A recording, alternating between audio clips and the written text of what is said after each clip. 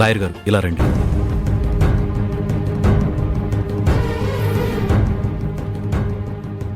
Lawyer గారు, మా గురించి మీకు పూర్తిగా తెలుసు. మేమెలా కష్టపడి ఎదిగామో మీకు తెలుసు. అన్నీ తెలిసిన మీరే ఈ మాట ఎలా అనగలుగుతున్నారు? వాసుదేవ్ గారు, మీ గురించి నాకు పూర్తిగా తెలుసు. అలాగే మీ గురించి పూర్తిగా తెలుసుకొని మీ కుటుంబం మొత్తం నేలమట్టం చేసే ప్లాన్తోనే ఆ కనిష్క ఏదో ప్లాన్ చేసింది. ఇదంతా ఒక డిజిటల్ చీటింగ్. చీటింగా?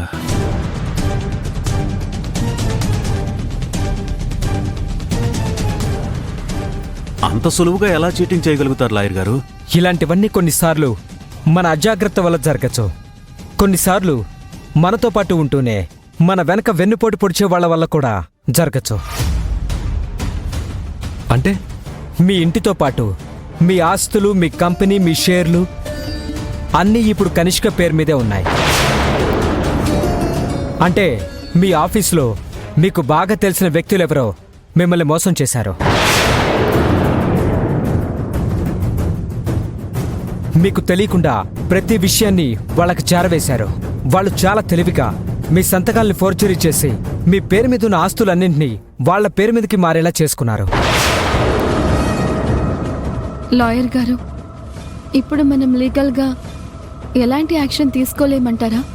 చట్టపరంగా తనని మనం ఎదుర్కోలేమంటారా? చట్టపరంగా ఎదుర్కొనే అవకాశం ఉంది. కానీ ఇప్పటికిప్పుడు మనం కేసులు పెడితే కేసులు, కోర్టులు అంటూ తిరగడం తప్ప ప్రతిఫలం దక్కుతుందో లేదో మనకు తెలీదు. అలా అయితే ఇక ఆస్తులు పాస్తులు అన్నీ వదులుకుని వెళ్ళిపోవాల్సిందే అంటారా? ఆ కనిష్క చేస్తున్న కుట్రకి మేం బలైపోవాల్సిందే అంటారా? ప్రస్తుతానికి బలవ్వక తప్పదు. కానీ దీని నుంచి బయటపడాలంటే కావలసిన సాక్ష్యాధారాలన్నీ మనం సంపాదించి అప్పుడు మనం కేసు పెట్టాల్సి ఉంటుంది. అలా అయితేనే మనం కోర్టులో గెలవగలుగుతాం.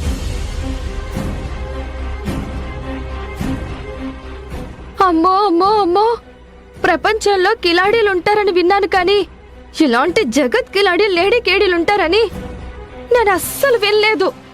ఇప్పుడు ప్రత్యక్షంగా చూస్తున్నాను. ఇదంతా మనకేదో పనికొచ్చే విషయంలా ఉందే. దీన్ని ఆధారంగా చేసుకుని శ్రీకర్ని ఎలాగైనా ఈ ఇంటి నుంచి దూరం చేసి తీసుకెళ్లిపోవాలి. లేకపోతే వీళ్ళ దరిద్రం నానెత్తి మీద ఇక్కడ మోయగలం. లాయర్ గారు, అయితే ఈ ఇంటిని, ఈ ఆస్తిపాస్తుల్ని అన్నీ మేము వదిలి వెళ్ళిపోవాల్సిందేనా? మనం కోరుకున్న ఫలితం రావాలంటే మీరు కొన్నాళ్ల పాటు మరో పంచను తలదాచుకోవడం మేలు. ఏదో రోజు మీ ఆస్తిపాస్తులు మీ చేతికొస్తాయి. అప్పటిదాకా కాస్త ఓపిక పట్టక తప్పదు.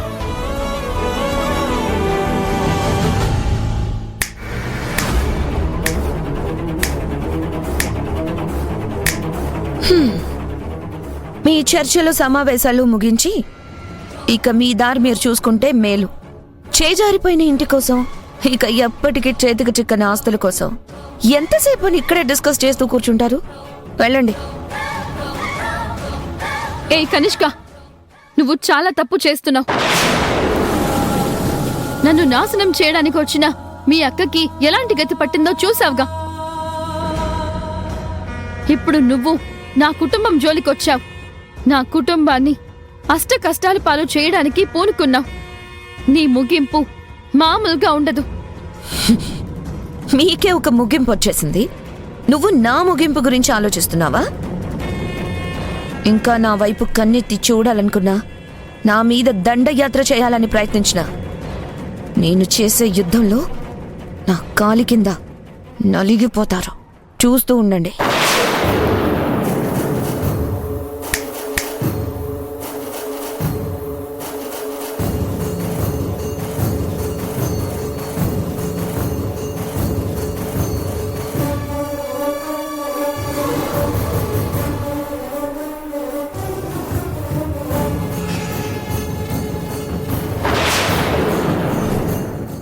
వాసుదేవ్ గారు, ఇక నేను వెళ్ళొస్తాను.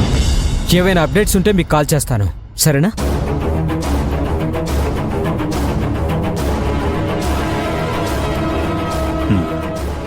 అమ్మా అభి, పదమ్మా, ఇక వెళదాం. వేద, పద వెళ్దాం. ఈ ఈ ఇల్లు వదిలేసి వెళ్ళిపోదామని అంత సులువుగా ఎలా చెప్పగలుగుతున్నారండి? ఇక్కడ ఉండే పరిస్థితి లేనప్పుడు వెళ్ళాలి కదా వేద. లేదండి, నేను మన ఇంటిని వదిలేసి ఒక్క అడుగు కూడా బయట పెట్టలేను. రాహుల్, నువ్వు మీ నాన్న కలిసి ఏదో ఒకటి చెయ్యండిరా. నా ఇంటిని వదిలేసి నేను రాలేను. అమ్మా, ఏదో రోజు మన ఇల్లు మన చేతికి వస్తుంది, మన ఆస్తులు మనకి సొంతం అవుతాయి. అప్పటి వరకు ఈ ఇంటికి మన ఆస్తులకి దూరంగా వెళ్ళక తప్పదు. నువ్వు కూడా అలాగే మాట్లాడతావేంట్రా? ఈ ఇంటితో మనకెంత అనుబంధం ఉంది, ఎన్ని జ్ఞాపకాలున్నాయి. వాటినన్నిటినీ చిత్తు కాగితాల్లా విసిరేసి వెళ్ళిపోదామంటారా? అమ్మా, నీ బాధ నాకు అర్థమవుతోంది. కానీ ప్రస్తుతానికి ఇల్లు మనది కాదు. ఈ ఇంటి మీద మనకు ఎలాంటి అధికారం లేదు. మనం వదిలేసి వెళ్ళక తప్పదు. వేద, బాధపడకు. ఖచ్చితంగా మన ఇంటిని మనం తిరిగి తెచ్చుకోవచ్చు. పద పద వెళదాం. రాహుల్, పదండి. ఆగండి. నేను చెప్పింది మీ అందరికీ పూర్తిగా అర్థం కాలేదనుకుంటా. లాయర్,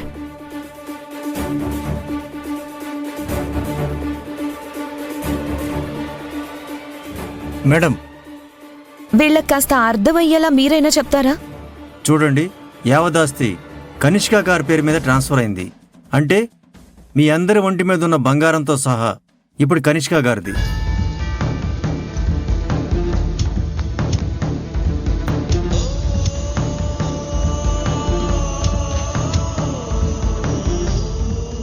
మీ ఒంటి మీద ఉన్న నగలు అప్పగించకుండా మీరు అడుగు బయట పెడితే మీరు ఈ ఇంటి నుండి ఆ బంగారం దొంగతనం చేసుకుని వెళ్ళినట్టు అవుతుంది.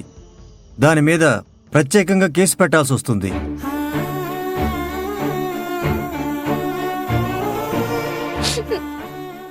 బాగుందండి, చాలా బాగుంది. ఉన్నదంతా లాగేసుకున్నారు. ఇప్పుడు ఒంటి మీద ఉన్న నగలు కూడా లాగేసుకుంటారా? చిన్న పిల్లల్లాగా మాట్లాడక లలిత. మీరు ఆ నగలు తీసివ్వకపోతే మా వాళ్లతో మీకు బుద్ధి చెప్పి మరీ లాక్కోవాల్సి వస్తుంది. రేయ్, వాళ్ళు ఇచ్చేలా లేరు, కానీ మీరే వెళ్ళి లాక్కోండి. నాన్న బుజ్జి అని మాట్లాడితే ఎవరిస్తారు? 4 పీకితే ఇస్తారు. వెళ్ళి 4 పీకి ఆ నగలు తీసుకో.